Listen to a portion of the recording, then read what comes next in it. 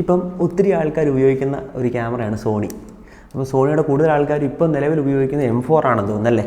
അപ്പോൾ ഇതൊരു 7R3 എന്നുള്ള മോഡലാണ്. M3യെക്കാട്ടിലും M4നെക്കാട്ടിലും കുറച്ചും കൂടെ മുമ്പലത്തെ മോഡലാണ്.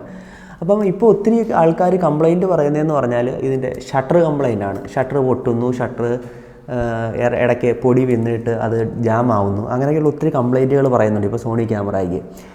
അപ്പം നമുക്ക് സോണി 7M4, 7M3 അങ്ങനെയൊക്കെയുള്ള ക്യാമറകളെന്ന് പറയുന്നത് എൻട്രി ലെവൽ ക്യാമറകളാണല്ലോ. അപ്പം അങ്ങനെയുള്ള ക്യാമറകൾക്ക് അതിനനുസരിച്ചിട്ടുള്ള ബിൽഡ് ക്വാളിറ്റി മാത്രമേ നമ്മൾ കമ്പനി പ്രൊവൈഡ് ചെയ്യത്തുള്ളൂ എന്നായിരിക്കും തോന്നുന്നത്. അപ്പോൾ ഇതിനകത്ത് നമുക്ക് ചെയ്യാൻ പറ്റുമെന്ന് പറഞ്ഞാൽ ഒന്ന് കമ്പനി തന്നെ ഇതിനൊരു ചേഞ്ച് കൊണ്ടുവരണം. ഇപ്പോൾ ഒരു 7M4 ഒക്കെ വരുന്ന സമയത്തേക്ക് ചിലപ്പോൾ ഇതിൻ്റെയൊക്കെ ഈ ഷട്ടറിനൊക്കെ കുറച്ചും കൂടെ ഒരു മാറ്റങ്ങളൊക്കെ വരാൻ സാധ്യതയുണ്ട്.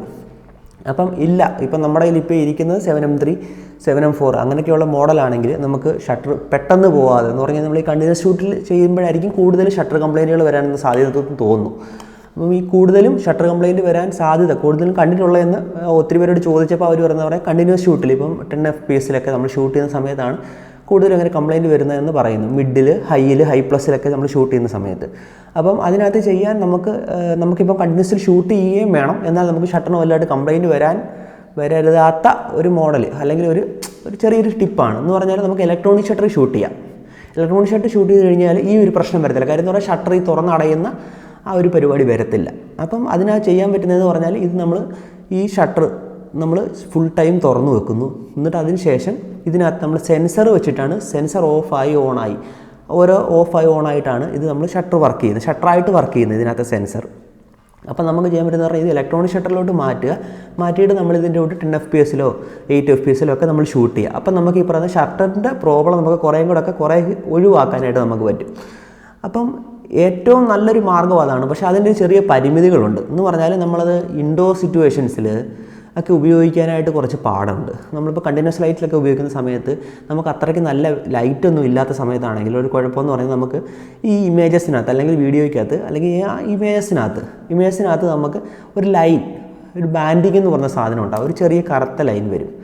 പിന്നെ രണ്ടാമതൊരു പ്രശ്നം എന്ന് പറഞ്ഞാൽ നമുക്ക് ഫ്ലാഷ് ഉപയോഗിക്കാൻ പറ്റില്ല. എന്ന് പറഞ്ഞാൽ ഞാൻ ഈ 7M3, 7M4 ആ ഒരു മോഡലിനാണ് പറഞ്ഞത് കേട്ടോ. A1, A9 III അതൊക്കെ വേറെ കാറ്റഗറി തന്നെയാണ്. അതിനകത്തൊക്കെ നമുക്ക് ഈ പറഞ്ഞതിലോട്ട് ഇങ്ങനെ ഉപയോഗിക്കാം. അതിനകത്ത് ഷട്ടറിൻ്റെ കേസ് വലുതായിട്ട് വരുന്നുമില്ല.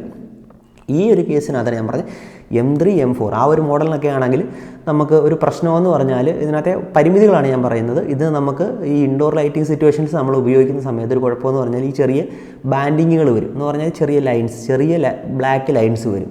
അപ്പം നമുക്കിത് പെട്ടെന്ന് ഉപയോഗിക്കാൻ പറ്റുമെന്ന് പറഞ്ഞാൽ ഔട്ട്ഡോർസിലാണ് ഏറ്റവും കൂടുതലും ഇപ്പോൾ ഈ അവൈലബിൾ ലൈറ്റിലൊക്കെ ഷൂട്ട് ചെയ്യുന്ന സമയത്ത് നമുക്ക് ഏറ്റവും കൂടുതൽ ഉപകാരപ്പെടുന്നൊരു സാധനം ഇതാണ്. ഇലക്ട്രോണിക് ഷട്ടർ യൂസ് ചെയ്യുക. നമുക്ക് 10 FPS-ലോ 8 FPS-ലോ 7 FPS-ലോ ഒക്കെ നമുക്ക് ഷൂട്ട് ചെയ്യാൻ പറ്റും. അപ്പം ഔട്ട്ഡോർ സിറ്റുവേഷൻസ് നമുക്ക് ഇഷ്ടംപോലെ ലൈറ്റുകളുണ്ട്. അപ്പോൾ ആ ലൈറ്റുകൾ വെച്ചിട്ട് എന്ന് പറഞ്ഞാൽ ലൈറ്റുകൾ എന്ന് പറഞ്ഞാൽ സണ്ണാണ് സോഴ്സ് നമ്മൾ പറഞ്ഞത്. അതാണ് നമ്മൾ ഈ ഇഷ്ടംപോലെ ലൈറ്റ് എന്ന് പറഞ്ഞതിൻ്റെ ഉദ്ദേശിച്ച സംഭവം അത് തന്നെയാണ്.